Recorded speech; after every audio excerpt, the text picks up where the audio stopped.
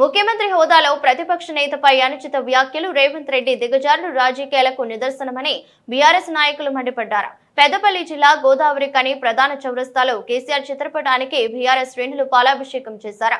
ముఖ్యమంత్రి రేవంత్ రెడ్డికి పాలన చేతకాక సహనం కోల్పోయి మతి భ్రమించి మాట్లాడుతున్నారని బీఆర్ఎస్ నాయకులు కౌశిక్ హరి ఆరోపించారు. స్వపక్షంలో విపక్షం నిధులలేమితో ముఖ్యమంత్రి ప్రతిపక్షాలపై నిందారోపణ చేస్తున్నారన్నారు. కాంగ్రెస్ పార్టీ డిఎన్ఏలోనే క్రమశిక్షణ లేదని, కాంగ్రెస్ వలసపక్షి రేవంత్ రెడ్డి ఉనికి కోల్పోతున్నారని ఆగ్రహం వ్యక్తం చేశారు. ఇప్పటికైనా ముఖ్యమంత్రి రేవంత్ రెడ్డి కేసీఆర్ కు క్షమాపణ చెప్పాలని, లేని పక్షంలో భవిష్యత్తులో భంగపాటు తప్పదని ఆయన హెచ్చరించారు.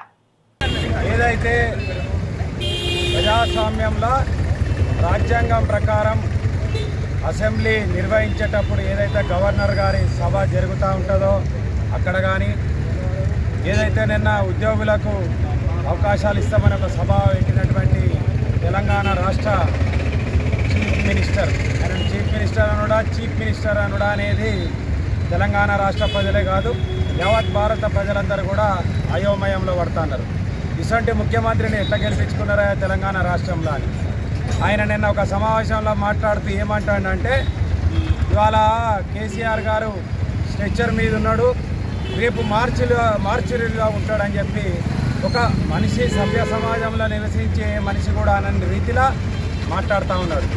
వాస్తవానికి ఏమాత్రం కూడా సంస్కారం లేని ముఖ్యమంత్రి ఇవాళ రేవంత్ రెడ్డి. అసలు ఏం మాట్లాడుతాడో ఏమవుతుందో తెలుస్తలేదు. వాళ్ళ మంత్రులు వాళ్ళ ఎమ్మెల్యేలు చేస్తున్నటువంటి బ్లాక్మెయిల్ కావచ్చు, అక్కడ ఆయన ఇచ్చినటువంటి హామీలకు అమలుపరచడానికి నిధుల లేమి కావచ్చు, లేకపోతే ఏ విధంగా సంపాదించుకోవాలి, సంపాదించిన డబ్బులు ఢిల్లీకి ఎంత కట్నం పెట్టాలి, వాళ్ళు చేస్తున్నటువంటి బ్లాక్మెయిల్ ఎదుర్కోవాలి, ఏ విధంగా వారు ప్రజలైతే తిట్టకుండా తిడతారు. ఈ సంవత్సర కాలంలో భూమి మీద ఎవరు కూడా ఇంత తిట్లు తినలేకపోవచ్చు ప్రజలతో.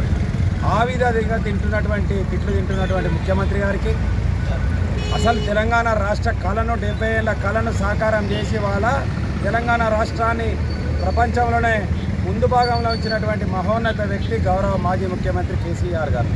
అట్లాంటి వ్యక్తిని పట్టుకొని ఆ విధంగా మాట్లాడడం చాలా శోచనీయం.